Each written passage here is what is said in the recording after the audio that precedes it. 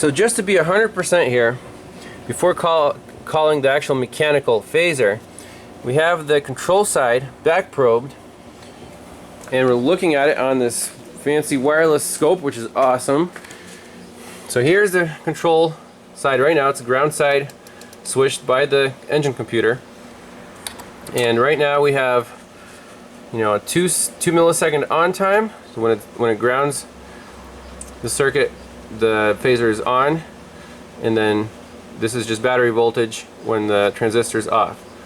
So we have about 2 to 6, so I don't know, like 25% duty cycle, probably a little less. So we're going to start it up and rev it up and see if this pulse width changes. So go ahead, Jim.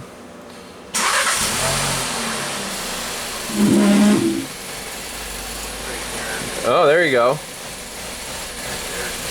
It's doing its thing? You're kidding me.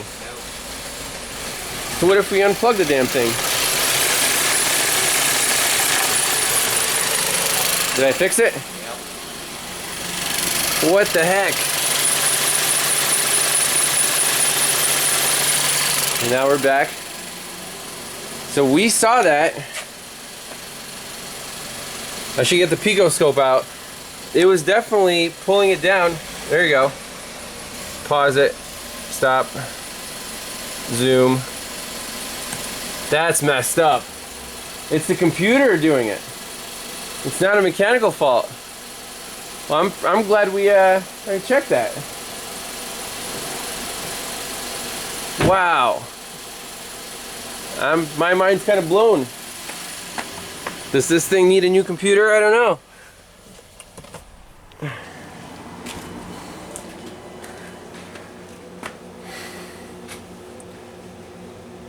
I mean, that's exactly what it was doing before, right? Yeah. And this thing is pretty slow to zoom. Oh, because it's getting in data from the module here? No, it's just, it loads up so much. Okay. So this is the Verdict M2. It's a 2-channel handheld scope which connects to the Veris on a Bluetooth. So you can hook this up, put it under the hood, close everything up, and have the wireless scanner in your lap and look on the scope, you know, live data, which I think is pretty fantastic. You don't need long extension leads or anything. And we're almost done zooming. I want to see this event. You can see that the computer was grounding that phaser for no apparent reason. No apparent reason at all, I don't think. So now let's so it's good there. There's where it acted up. Let's go right here. Zoom in a little more. Right there. There's the hiccup. It advanced the camshaft. Don't know why. And then it was about a 50% duty cycle. Advanced it again. Yep, so here it's normal, where it's, you know, it's in default position. Then if for some reason it decides to advance it kind of at a weird duty cycle. So let's keep moving here to here, and then it's normal, back to normal, back to advanced. Now this is the money shot here. This is the scope capture that we all want to see. Let me just do that right there. I mean, look at that, it's so random. Why would the computer be doing this?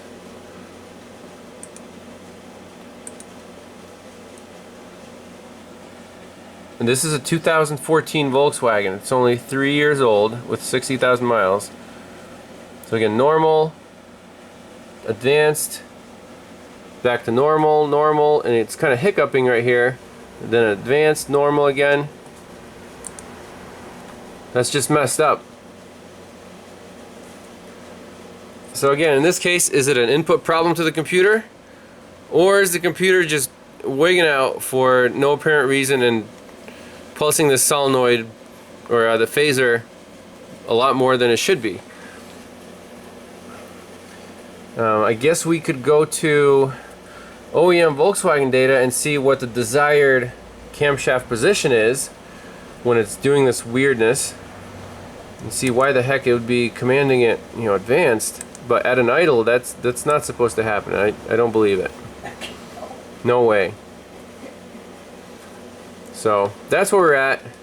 If we think of anything else to do, we'll turn the camera back on. So back into the OEM side of things. The only codes that we have stored right now are cylinder 1, 4, and 2 misfires, a random misfire, oh come on, and bank 1 camshaft adjustment open circuit, which is because we unplugged the phaser while I was running. We have no correlation codes, you know, cam crank correlation codes, even though it was acting up just now. So, you know, go figure. Maybe it has to act up for like a minute before it notices it, which is kind of strange.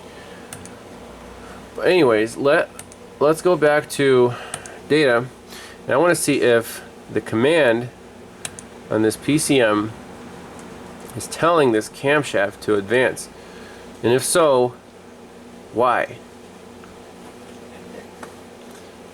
Now we're going into this logic, which on a lot of European vehicles is completely backwards from what you would expect. And don't take my word for it, you can ask Keith DeFazio, and even he rips his hair out on some of these Volkswagens and Audis and other European cars. So we have a lot of data here. Let's just look at what's available. And it's taking some time to load, so there's a lot. Let's see, deselect all that. So, what do we want? We want something to do with, let's see, throttle, activation of O2 control after main catalyst. That's interesting.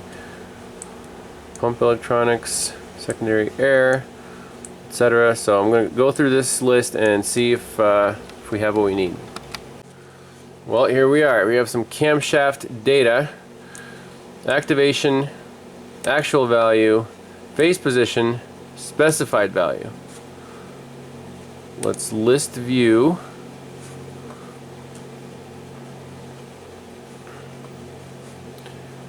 So we have what's the units here?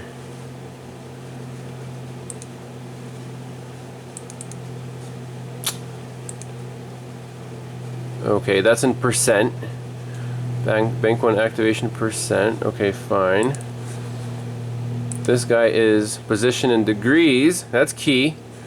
2.6 degrees. Actual value in degrees, 0.0. And last but not least, we have, oh no, actual value in degrees, and then specified value in degrees. So I guess specified is like command, specified, actual. These are both in degrees. Oh, I can just do that. Okay. And then this one is phase position in degrees and activation percent. Alright, well, let's start up and see what the heck happens here. Hopefully it'll act up just long enough for us to notice some weirdness.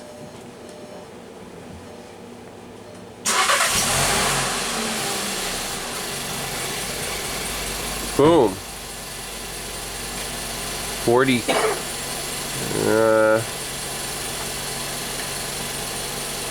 What the heck is it doing? 70. We should go back to our scope too. Oh, come on, scope. Let's run this. Okay, come on. Okay, so it's all over the place right now. But the car seems to be running okay. Scanner.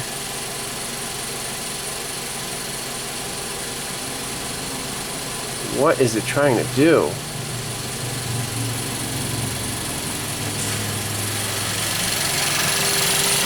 plugged in. Everything's plugged in.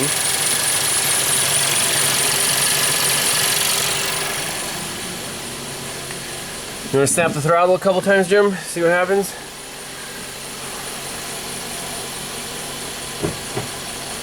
Or just hold it at like 2,000 or 3,000.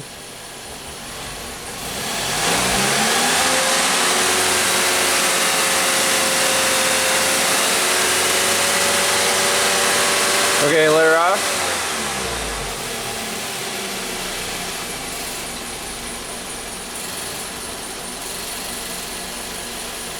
Snap the throttle a couple times.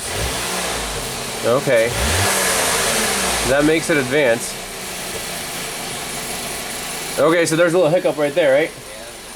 So it was slow to come back down, even though it got commanded to come down quicker. Do that again, a couple, snap throttle. Yep. See there? Alright, yep, it comes down quickly now.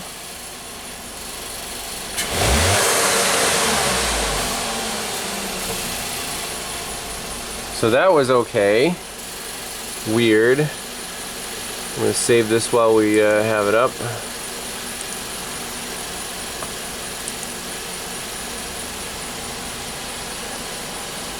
So at idle, it does this kind of weird ramp thing, but our position doesn't change.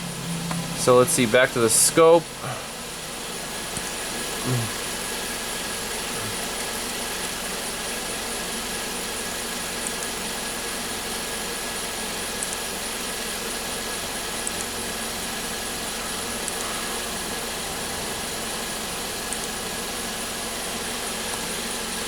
That's what it's doing right now.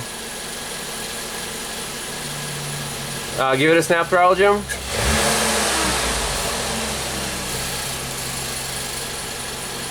Okay. So the command here isn't necessarily straightforward either. In terms of, you know, it's not a constant duty cycle. Oh, go back to our scanner.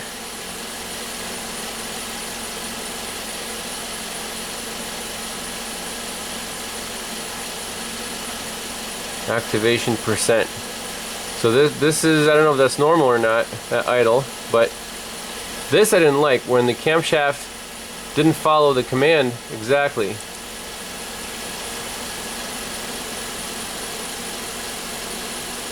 Snap it again. Now it seems to be running okay. Yeah, I think it's trying to go into one of the hiccup mode.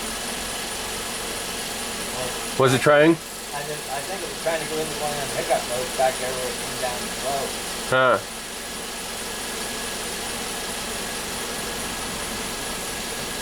Okay. Let's see.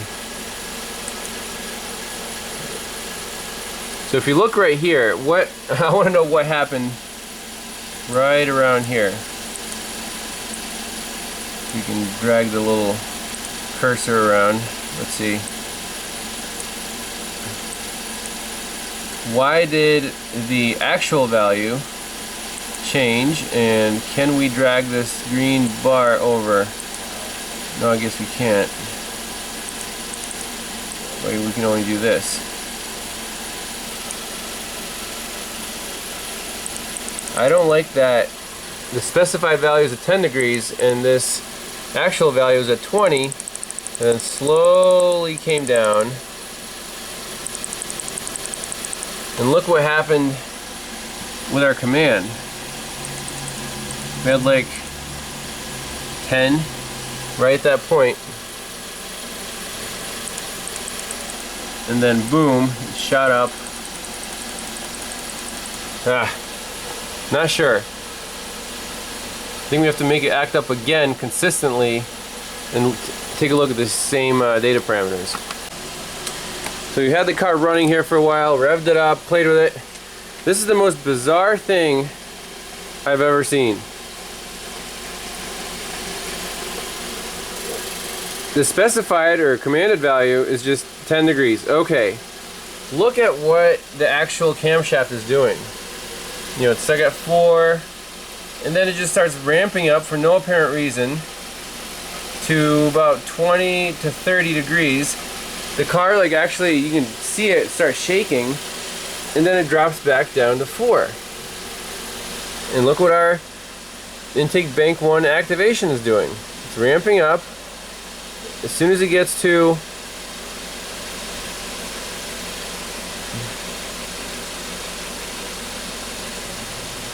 and back down, okay. So it's like almost ramping up to see where it starts to move the camshaft. And that starts to happen at around 50. Well, is it happy now? It goes up to 50 and then it drops to 25. So it kind of got out of its funk. And then right here, as the camshaft advances when it doesn't want it to advance, we start dropping back down to try to get it back to you know, back to the retarded position. If we look at, you know, where that occurred,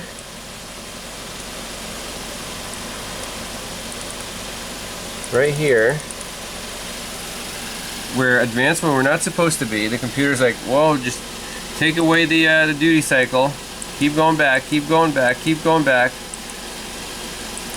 keep going back, and then it spikes up to 24 again, and then finally our camshaft decides to return. Oh, sorry, I was the blue cursor, not the green cursor. Right there. So our camshaft decides to return back down to 0 or whatever. Then the computer's like, okay, back to 25 and steady. And it starts ramping it up again. Almost like trying to make it move.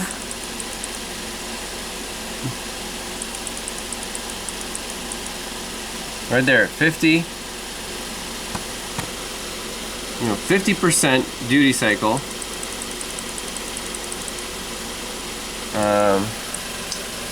Let's go back to one of these more pronounced humps, like right there. So again, camshaft is like 20, maximum was 28 degrees advanced when it wasn't supposed to be. It's supposed to be a 10.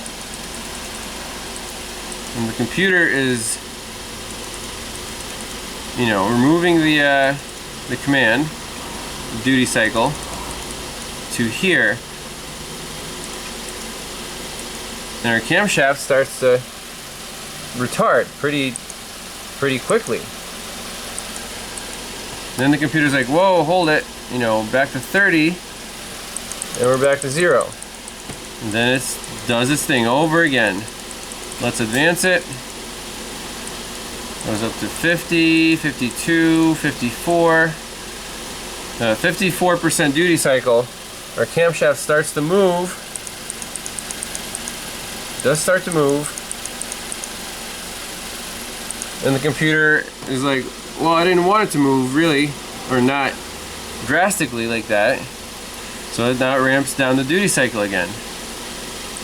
And the camshaft is still advancing, mind you. It's still advancing. While the duty cycle is all the way down to 14. So you would think, ideally, the duty cycle would be proportional to the advanced degrees. Here, there's almost like a sticky camshaft. The computer like commands it, come on, come on, come on, let's start advancing. Then this camshaft's like, okay, I'm starting to turn. And then the computer's like, oh, well, don't turn that fast. Take away the duty cycle all the way, you know, to like 10%. Then the camshaft drops off a cliff, goes back to retarded mode, and it continues this almost like a cyclical pattern. Have you guys ever heard of hysteresis? I learned this word back in Cornell, and no, not in one of the science courses. In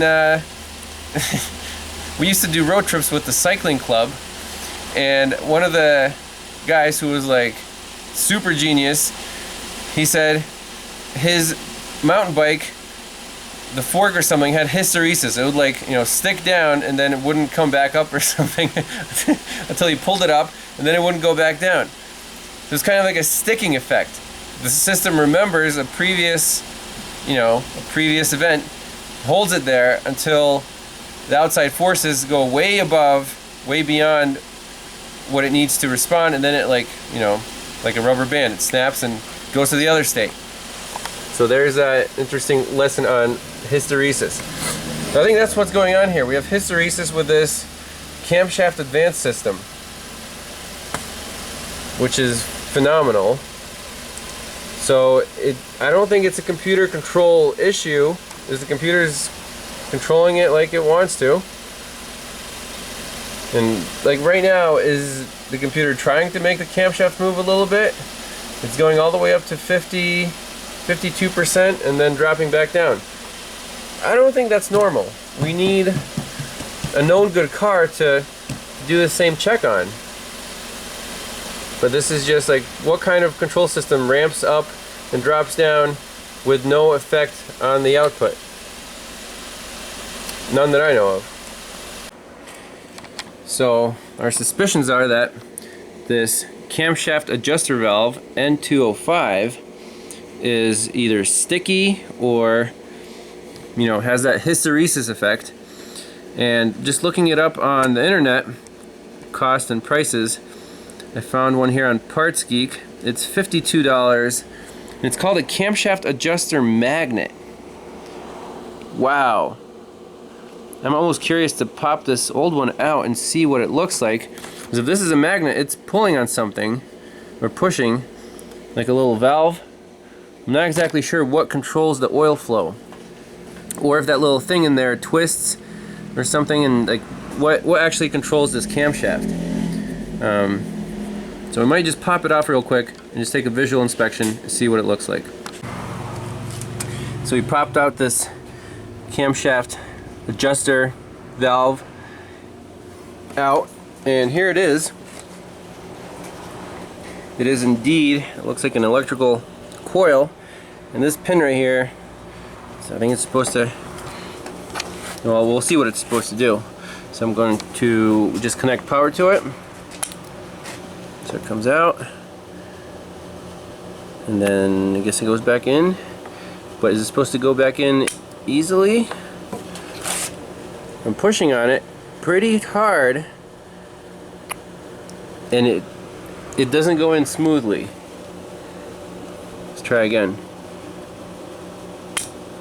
Snaps open, but to get it back, it's definitely sticking. So I think that's a good thing, because this is probably the cheapest component of the entire system. So I'm going to put my finger over it and apply some backward force on it. It's still really hot.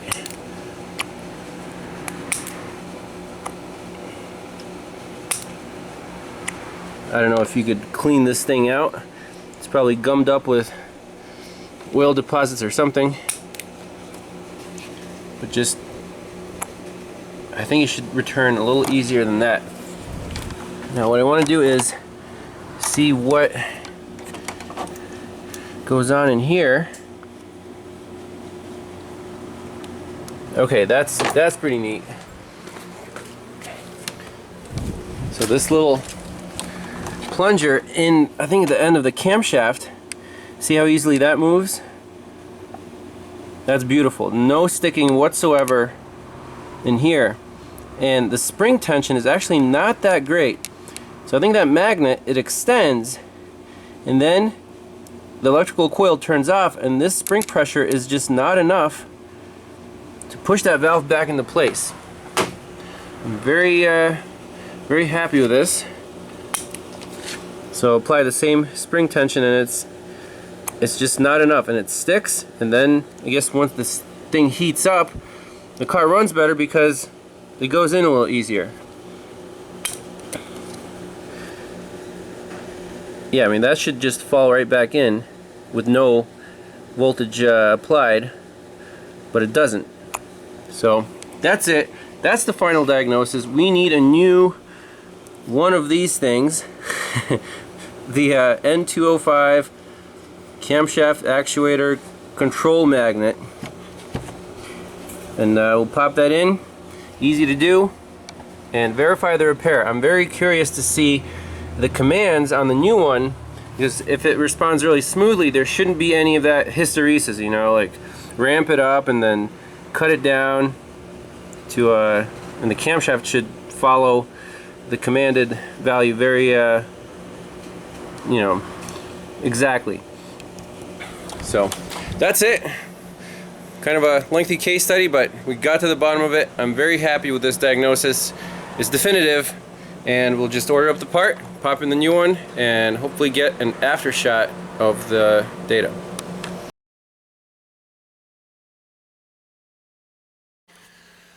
Hey everyone, it's after Independence Day weekend, so I hope everyone had a great Independence Day.